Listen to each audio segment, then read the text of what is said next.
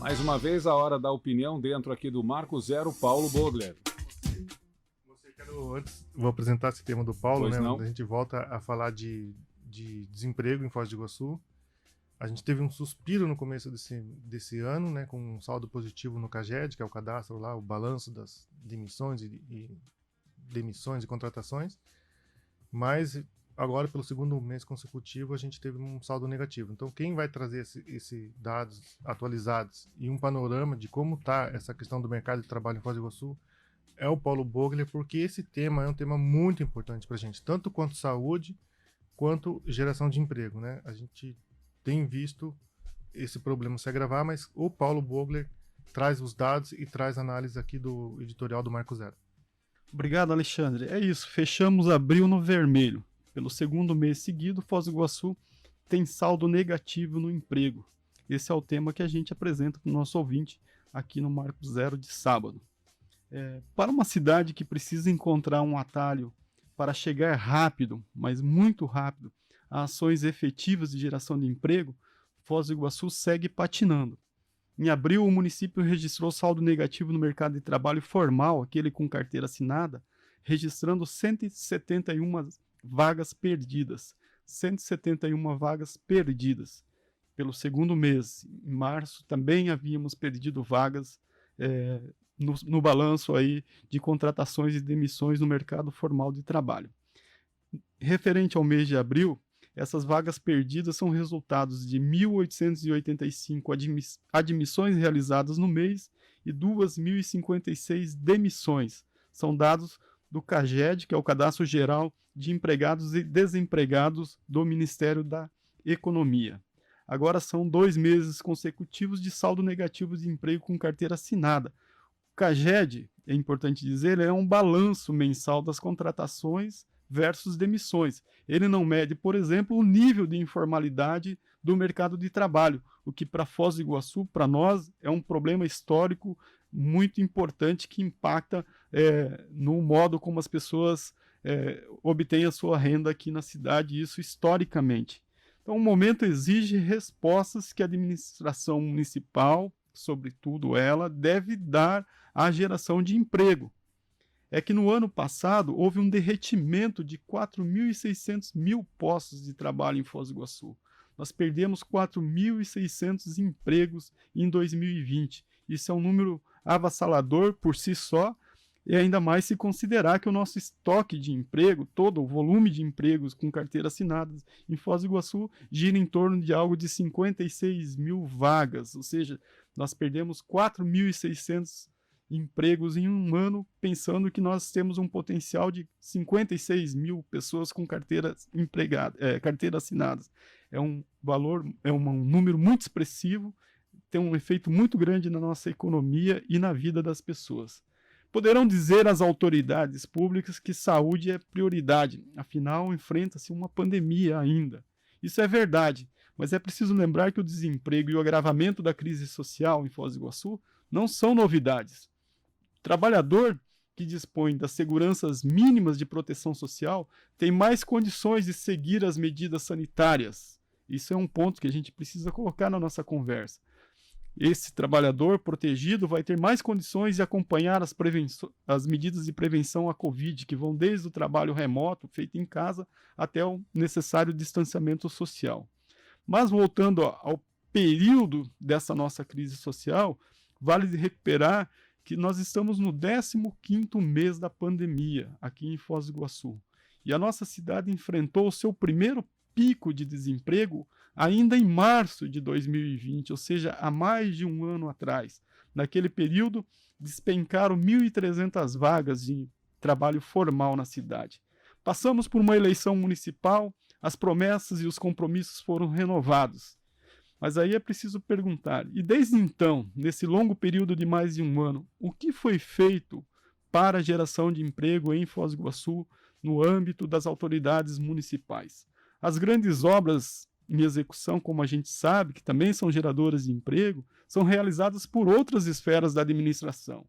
Se não há em Foz do Iguaçu um auxílio às pessoas mais afetadas pela crise atual, né, para enfrentar esse momento de pandemia e de crise econômica e social, O que faz a prefeitura nesse contexto do emprego e do desemprego em Foz do Iguaçu? Qual é o plano para a geração de emprego da prefeitura?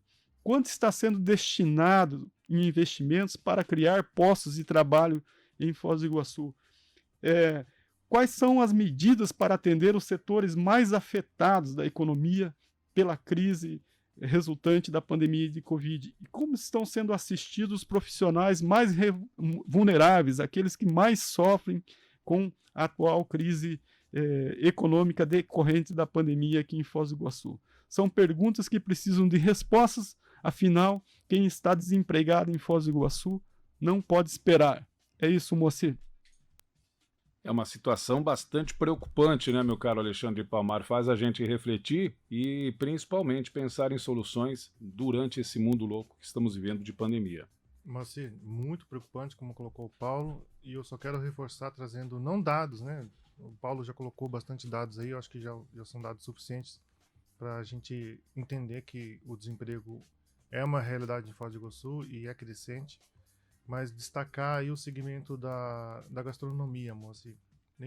A hotelaria já foi muito impactada, continua sendo impactada, mas ao menos ela está conseguindo abrir as portas e funcionar. Ainda com uma taxa de ocupação muito baixa, de 15%, o que é algo inimaginável. Alguns anos atrás, a taxa de ocupação média era de 60%.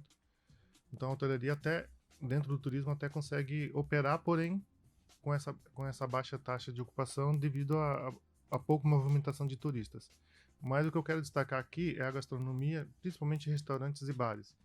A gente tem toda uma polêmica envolvendo a questão dos bares de Foz do Iguaçu, dos restaurantes, né? Muita simbologia colocada, imagens, né, que marcaram no começo da pandemia e que marcam ainda, de bares com muita gente, mas a gente sabe que com fiscalização isso seria resolvido. Né? Com fiscalização seria resolvido. E o que eu quero colocar é que dentro de todo esse CAGED que o Paulo colocou, os setores de gastronomia, o setor de gastronomia que compreende restaurantes, bares, churrascarias, pizzarias, lanchonetes, é o que mais está com gente desempregada. É o que mais está demitindo e continua a demitir, e que desde março do ano passado não parou de demitir por conta que não está conseguindo trabalhar. O que a gente não encontra, a gente já debateu isso aqui, é uma solução para manter o funcionamento desse segmento. Né? Não se tem, o que se tem são alguns casos de descumprimento das regras e todo mundo acaba pagando o pato. E nesse todo mundo paga o pato, as demissões continuam. A gente viu um movimento forte e tem visto de empresários e trabalhadores do setor criando corpo e exigindo a participação, nesse primeiro momento, dos vereadores, que também já foi objeto de editorial do Paulo Bogli, que parece que estão desconectados da realidade. Tomara agora que, com essa reunião que teve durante essa semana, os vereadores se atentem e forcem ou dialoguem com o município para que sejam encontradas alternativas para o funcionamento desse setor que, pelo menos, estanque essa onda de demissões. Gente, nós estamos falando de garçons, de caixas, de cozinheiros. É muita gente que está ganhando a conta e não vai conseguir, a curto prazo, uma relocação no mercado de trabalho, porque não tem perspectiva. É o setor que está em crise, né? Então, vejam, é isso que eu queria colaborar e contribuir aí, para esse debate.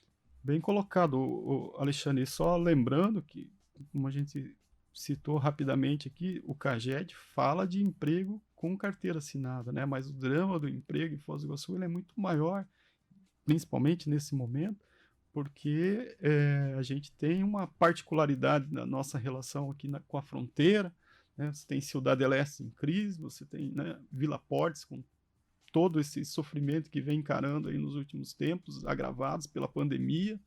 Você tem setores que não são esses que você citou, que também estão ligados ao turismo, guias, transportadores, enfim. Pessoal da cultura, que eu não citei, mas... Pessoal da cultura. Na nossa reunião dessa semana tinha lá, inclusive o nosso amigo aqui, o Fernando Pina, estava lá representando os artistas. Magnum. Mais conhecido como Magnum. Pessoal de eventos, Alexandre, né? Que são muitos e que estão diretamente ligados aí a esse desenvolvimento do turismo na cidade e que é claro que as medidas sanitárias elas valem para todos e elas devem ser seguidas, Mas o que o poder público não pode fazer é apenas vir com as medidas sanitárias sem abrir canais de discussão e de negociação para buscar soluções para esses setores que não podem esperar. Né? Veja, como que você vai pedir para que um desempregado deixe de ir à fila do emprego para seguir os protocolos sanitários? Isso não vai acontecer. Então nós temos que achar soluções e principalmente não é com truculência, não é com ameaça que a gente vai conseguir promover um diálogo da sociedade, do poder público com esses segmentos que estão sendo mais afetados pela crise e exigem e merecem uma solução daqueles que foram colocados para dar resposta a essas soluções que são nossos representantes públicos. Para não estourar o bloco aqui, Moacir, só queria colocar que não muito distante daqui, talvez algumas centenas de metros, 1 quilômetro ou 2, em Cidade do Leste, ao menos a municipalidade, a prefeitura de Cidade do Leste tem buscado e proposto alternativas, que é aquele funcionamento dos bares e restaurantes, fechando as ruas, colocando as mesas sobre as calçadas, sobre as ruas mesmo, né, e avenidas, para garantir o distanciamento e a operação a olhos vistos ali, né, durante o dia, do funcionamento do setor. Não sei se é a solução, mas pelo menos demonstra uma preocupação, uma tentativa de não matar esse segmento aqui na nossa fronteira. É isso, Moacir. É o que a gente fala, pelo menos um diálogo, né, que a gente espera do poder público do município de Foz do Iguaçu com essa classe que está muito sofrida. Marco Zero, onde tudo começa.